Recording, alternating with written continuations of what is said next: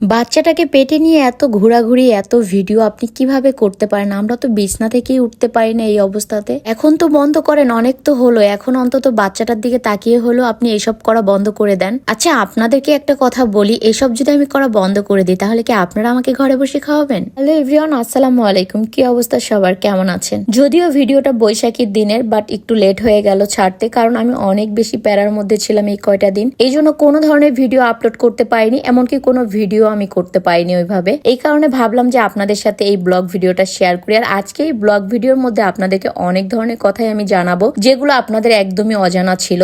So আশা করি ভিডিওটা সম্পূর্ণ দেখবেন, তাহলে ভালো লাগবে। যারা এই সোশ্যাল মিডিয়া প্ল্যাটফর্মে অ্যাক্টিভ আছে তারা কম বেশি সবাই জানে এই প্ল্যাটফর্মে যদি একদিন ভিডিও আপলোড করা না হয় তাহলে অনেক ধরনের প্রবলেম ফেস করতে হয় আইডির মধ্যে। তো এই কারণে কম বেশি সবাই যারা এই প্ল্যাটফর্মে অ্যাক্টিভ আছে তারা কিন্তু কম বেশি সবসময় ভিডিও আপলোড করার চেষ্টা করে, সে যেই পরিস্থিতিতেই হোক না কেন। আমার ক্ষেত্রেও কিন্তু ব্যতিক্রম কিছু না। তাই আমি যখনই একটু সুস্থ থাকি, ভালো মনে করি নিজেকে, তখনই একটু বেশি বেশি করে ভিডিও করে রাখি। পরবর্তীতে আমার শারীরিক অবস্থা খারাপ হলেও আমি আমার আইডি যেন চালাতে পারি সেই জন্য আমি ভিডিও করে রাখি বেশি বেশি করে। যাই হোক, কথা বলতে বলতে এদিকে কিন্তু আমার বৈশাখীর আয়োজন অলমোস্ট ডান হয়ে গিয়েছে। আজকে আমি বৈশাখীর জন্য অনেক অনেক আইটেম করেছি আর সকাল ভোর থেকে উঠে রান্না বান্নার কাজে লেগে পড়েছি। আমি অনেক পদের ভর্তা করেছি এবং অনেক ধরনের আইটেম করেছি। আপনারা দেখতেই পাচ্ছেন প্লেটগুলো আমি সাজিয়ে ফেলেছি। আর আজকে আমার বাসায় গেস্ট হিসেবে এসেছে আমার ছোট ভাই, ছোট ভাইয়ের বউ। তাদেরকে আমি সকাল সকাল ইনভাইট করেছি, তারা চলে আসছে আমার বাসায়। এখন আমার এই যে প্লেটগুলো সাজানো কমপ্লিট, এক এক করে আমি সবাইকে দিব আর তাদের কাছ থেকে রিভিউ নিব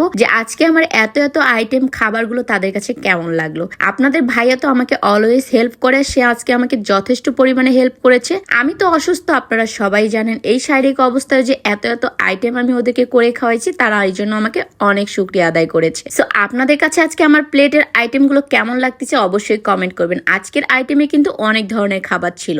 বৈশাখীতে পান্তা ভাত ইলিশ মাছ খাবো না তা তো হতেই পারে না, তাই সবাই মিলে একসাথে কিন্তু পান্তা ভাত ইলিশ মাছের আয়োজনটা করেই ফেললাম। খাওয়া শেষ করে এক এক করে সবাই রেডি হয়ে গেলাম। যেহেতু আমরা সবাই মিলে প্ল্যান করেছি একটু বাইরে ঘুরতে বের হব, দিন দিন আমার অবস্থা এমন হয়ে যাচ্ছে পরবর্তীতে ঘুরতে বের হতে পারবো কিনা সেটার কোনো নিশ্চয়তা নেই। তাই ভাবলাম সবাই মিলে আজকে একটু ঘোরাঘুরি করে ফেলি। গত বছর বৈশাখীতেও কিন্তু আমরা সেম ভাবে সবাই মিলে ঘুরতে বের হয়েছি, বাট এবারের ঘোরাটা একটু ডিফারেন্ট, কারণ এবার আমি আমার সন্তানকে নিয়ে ঘুরতে বের হয়েছি। আলহামদুলিল্লাহ, যাওয়ার পথে আমার স্কুলটা চোখের সামনে বেঁধে গেল। আর এই স্কুলটাতেই কিন্তু আমি পড়াশোনা করেছি। ক্লাস 6 থেকে 10 পর্যন্ত আমি এই স্কুলেই পড়াশোনা শেষ করেছি। অনেকে আমার কাছে জানতে চেয়েছেন আমি কোন স্কুল থেকে এসএসসি পাস করেছি। সো আমি Khulna metropolitan police line school থেকে এসএসসি পাস করেছি। এরপরে আমি সিটি কলেজ থেকে ইন্টার পাস করেছি। আর আমার পড়াশোনার জার্নিটা ছিল খুলনাতেই। অনেক বছর পরে আমি এই রোডে ঢুকেছি। আর এই রোডে ঢুকার পরে আমি দেখলাম এখানে উল্লাস পার্কটা অনেক সুন্দর করেছে। আর এই ফার্স্ট টাইম আমি অনেক দিন পরে উল্লাস পার্কে এসেছি। আগে এখানে পার্কটা ছিল একটু নর্মাল, বাট এবার একটু সুন্দরভাবে ডেকোরেশন করেছে এবং অনেক সুন্দরই করেছে। তো ফার্স্ট টাইম আসাতে ভাবলাম যে আজকে এই জায়গাটাই ঘোরাঘুরি করি আমরা সবাই মিলে। তো এখানে ঢুকার জন্য জনপ্রতি পার পার্সন টিকিট হচ্ছে গিয়ে 100 টাকা করে। আপনাদের ভাইয়া টিকিট কেটে নিল। আর ছোট বাচ্চারা যদি এখানে ঢুকতে যায় অবশ্যই 3 বছরের উপরে বাচ্চাদের টিকিট কাটতে হবে। আর 3 বছরের নিচে হলে বাচ্চারা তাদের একদম ফ্রি সার্ভিস, মানে তাদের কোনো টিকিট কাটা লাগবে না। তো আমরা এখান থেকে টিকিট কেটে জনে জনে ঢুকে পড়লাম। আর উল্লাস পার্কটায় অনেকদিন পরে আসছি তো একটু আনকমনই লাগতেছিল আমার কাছে, যেহেতু পার্কটাকে নতুন করে ডেকোরেশন করে অনেক সুন্দর করে রাঙিয়েছে। আমার কাছে দেখতে অনেক ভালো লাগতেছিল। চারদিকে অনেক সুন্দর সুন্দর ভিউ ছিল আর মানুষও ছিল আজকে অনেক বেশি। যেহেতু আজকে বৈশাখীর দিন একটু মানুষ তো থাকবেই। তবে আমাদের একটু মিস্টেক হয়েছে, আমরা আজকে আসতে একটু লেট করে ফেলেছি। বাসা থেকে আমরা সবাই ইচ্ছে করে দেরি করে বের হয়েছি, যেহেতু অনেক গরম বাহিরে। এই জন্য আপনাদের ভাইয়াই বললো যে একটু দেরি করে বের হো। তার কথা শুনে একটু লেট করে বেরোতে গিয়ে আজকে অনেক কিছু মিস করে ফেলেছি আমরা। এখানে অনেক অনেক ভিউ ছিল, ছবি তোলার মতো, ভিডিও করার মতো, বাট এগুলো আমরা নিতে পারিনি, অন্ধকার হয়ে গিয়েছিল।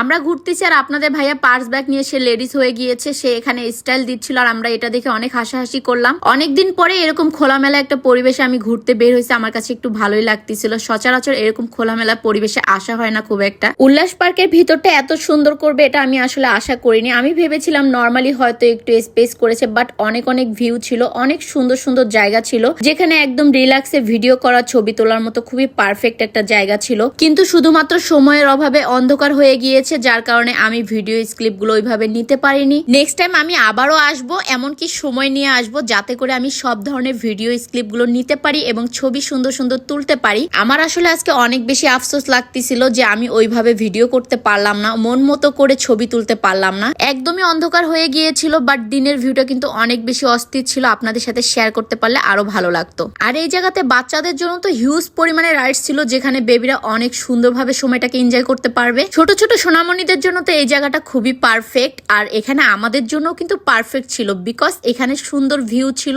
ছবি ভিডিও করার জন্য খুবই সুন্দর একটা স্পেস। আমরা সবাই মিলে কিন্তু অনেক বেশি এনজয় করেছি সময়টাকে, এবং আমরা নিজেরাও ছোট বাচ্চা হয়ে গিয়েছিলাম। আমার ছোট বোনের মেয়েটাকে নিয়ে এসেছিলাম ঘুরতে, আর তাকে যেগুলোতে উঠাচ্ছিলাম তার সাথে আমরাও এনজয় করতেছিলাম সবাই মিলে, অনেক ভালোই লাগতেছিল। আর সব থেকে বড় কথা হচ্ছে আমরাও আজকে বাচ্চাদের সাথে বাচ্চা হয়ে গিয়েছি। আপনাদের ভাইয়া তো বারবার বলতেছিল যে আমাদের যখন বাবুটা হবে তখন তাকে নিয়ে এখানে ঘুরতে আসবো। জায়গাটা যেমন সুন্দর তেমন বাবুদের জন্য খুব সুন্দর সুন্দর রাইডস ছিল, যেখানে নিয়ে তুমি বাবুকে নিয়ে খেলতে পারবা, ঘুরতে পারবা। অনেক আপু বা ভাইয়ারা আছেন যারা অনেকবার আমাকে কমেন্ট করেছেন, আপু একটুখানি বলেন যে আপনার কয় মাস চলতিছে। তো তাদেরকে উদ্দেশ্য করে আমার এই রিপ্লাইটা দেওয়া। আমার অলমোস্ট 6 মাস রানিং চলতিছে আলহামদুলিল্লাহ। সকলে আমার জন্য দোয়া করবেন বেশি বেশি করে। এত বড় স্পেস, এই পুরো স্পেসটা ঘুরতে গেলে কিন্তু অনেক টায়ার্ড হয়ে পড়বো। তো আমি খুব একটা বেশি ঘোরাঘুরি করিনি, তারপরও আমি অনেক বেশি ক্লান্ত হয়ে গিয়েছি। ভাবলাম এখন কিছু খাওয়া দাওয়া করে নেই, অনেকটা ক্ষুধাও লেগে গিয়েছে। তো ভিতরে একটা দোকানই ছিল, শুধু ওই দোকানটাতে আমরা দাঁড়িয়ে একটু ঠান্ডা পানি খেয়ে নিলাম সবাই মিলে, এবং হালকা পাতলা কিছু খাওয়া দাওয়া করে নিলাম।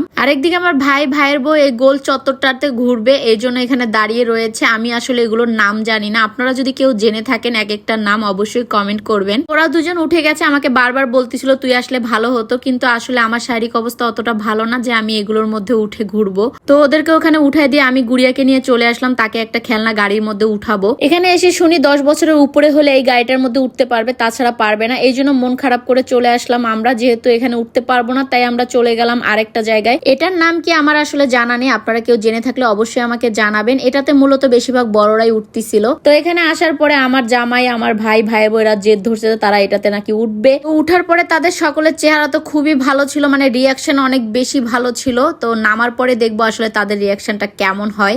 আমি তো জিনিসটা দেখেই ভয় পাচ্ছিলাম যে এত বেশি ঘুরতেছিল গোল চত্বরের মতো, মানে মাথা মুথা পুরাই ঘুরে হ্যাং হয়ে যাচ্ছিল। তো তারা কিভাবে টিকে আছে এই অবস্থাতেও। তো তারা নাকি অনেক বেশি এনজয় করেছে, তাদের নাকি অনেক ভালো লেগেছে। একবারের জায়গায় দুইবার তারা এটাতে ঘুরেছে। তাদের কাছে এত বেশি ভালো লেগেছে এই জায়গাটা যে 2বার ঘোরার পরে আমাকে আবার বলে যে আরেকবার একটু ঘুরি না। আমি তো দাবর দিয়ে পরে নামাইছি তাদেরকে, আমার তো মাথাই খেলে না, আমার ঘোরা দেখেই তো মাথা ঘোরা শুরু হয়ে গিয়েছিল। কিন্তু তাদের কাছে অনেক বেশি ভালো লেগেছে, তারা অনেক এনজয় করেছে। আরেকদিকে আমার একটা ভালোবাসা মানুষের সাথে দেখা হয়ে গেল। আপুটা আমার ভিডিও সব সময় দেখে, আমাকে খুব পছন্দ করে। তো দেখা হওয়া মাত্রই তার সাথে আমি একটা ছবি তুললাম, দেন ভিডিও করলাম। আমার কাছে খুবই ভালো লেগেছে, অনেকটা সময় তার সাথে পার করলাম। দেন সবাই মিলে চলে আসলাম বোর্ডের কাছে। এখন এখানে একটা বোট ভাড়া করব আমরা। অনেক তো হাঁটাহাঁটি করেছি সারাদিন, অনেক পা ব্যথা হয়ে গিয়েছে, তাই ভাবলাম বোটটা ভাড়া করে নেই। বোট ভাড়া করে নিয়ে পানির মাঝখানে যেয়ে বসে বসে একটু রিল্যাক্স হবো। এই তো বোট ভাড়া করে নিয়েছি, এখন সবাই মিলে একসাথে উঠে পড়লাম। দেন এখন আমরা পানির মাঝখানে গিয়ে কিছুটা সময় কাটাবো সবাই মিলে একসাথে। খুবই ভালো লাগতেছিল, একদম পানির মাঝ বরাবর অন্ধকার একটা পরিবেশ ছিল, আর খুবই মনোরম একটা পরিবেশে আমরা সময় কাটাচ্ছিলাম সবাই একসাথে, অনেক আড্ডা দিচ্ছিলাম।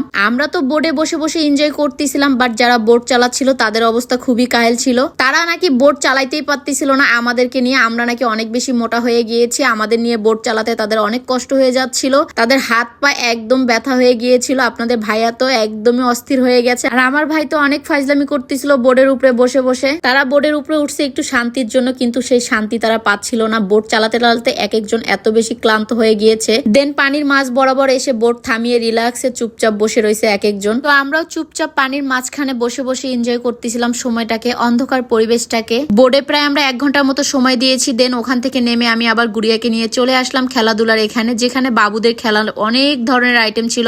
গুড়িয়া প্রত্যেকটা খেলনাতে উঠতেছিল, আর তার অনেক ভালো লাগতেছিল, আর আমিও তার এই ভালো লাগাগুলো দেখে অনেক এনজয় করতেছিলাম। গুড়িয়াকে বললাম তুমি সবগুলাতে উঠে উঠে একটু খেলাধুলা করো। আর এখানে যতগুলা ছিল প্রত্যেকটাতে সে একটা একটা করে উঠছে এবং খেলাধুলা করছে। আর এটা হচ্ছে বাচ্চাদের মূলত খেলার জায়গা, আর এই জায়গাটাতে কিন্তু খুব বেশি এনজয় করেছে প্রত্যেকটা বাচ্চায়। আমার কাছে খুবই ভালো লেগেছে শিশু বাচ্চাদের এই খেলাধুলার আইটেম গুলো দেখে। শিশু বাচ্চাদের জন্য এত সুন্দর একটা পরিবেশ তৈরি করেছে উল্লাস পার্কের ভিতরে, আমার কাছে অনেক ভালো লেগেছে। এই কারণেই শুধু মূলত যে বাচ্চারা এসে অন্তত কিছুটা সময় কাটাতে পারবে এবং এনজয় করতে পারবে অনেক ভালোভাবে সময়টাকে। বাচ্চাদের জন্য খুবই বেস্ট একটা প্লেস হচ্ছে উল্লাস পার্ক। গার্জিয়ানদেরকে বলতেছি আপনাদের যাদের যাদের ছোট ছোট বাচ্চা আছে তারা অবশ্যই একবার হলো উল্লাস পার্কে বাচ্চাদেরকে ঘুরিয়ে নিয়ে যাবেন, আশা করি তার অনেক বেশি ভালো লাগবে। যদিও অনেকদিন পরে এই এলাকাতে এসেছি, তবে উল্লাস পার্কটা এত বেশি সুন্দর করবে এটা আসলে আমার ধারণার বাহিরে ছিল। খুলনার ভিতরে উল্লাস পার্কটা বাচ্চাদের খেলাধুলার জন্য খুবই পারফেক্ট একটা জায়গা ছিল, আমার কাছে অনেক বেশি ভালো লেগেছে। নেক্সট টাইম আমার যখন বেবি হবে তখন আমি আমার বেবি মেয়েকে নিয়ে ইনশাল্লাহ এখানে এসে ঘুরে যাব।